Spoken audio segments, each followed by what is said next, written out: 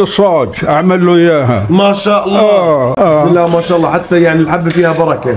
اسالك اليوم، هل اختلفت كمان عادات الناس؟ يعني الصحن الداير هذا بطل موجود يعني من بيت لبيت، ناس تودي فطور لبعض، الناس بطلت تطمن على بعض، صارت اصلا اللي نقول العيال كمان يبعدوا عن الاهل، بقول خلص يعني خلينا نفطر اليوم لحالنا. اليوم جمعة العيلة صارت ناقصة، صح ولا لا؟ والله كلامك صحيح.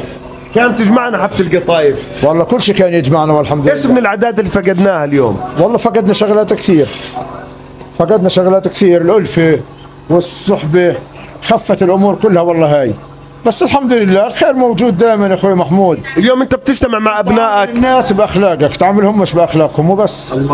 الله يفتح علينا وعليك. طيب اليوم تجمع ابنائك انت على سفرة واحدة؟ اي نعم، ولا طبعا والحمد لله. صدق بأذن علي الأذان لي يومين وبستنوني لما نخلص صلاة المغرب ونروح عشان نفطر مع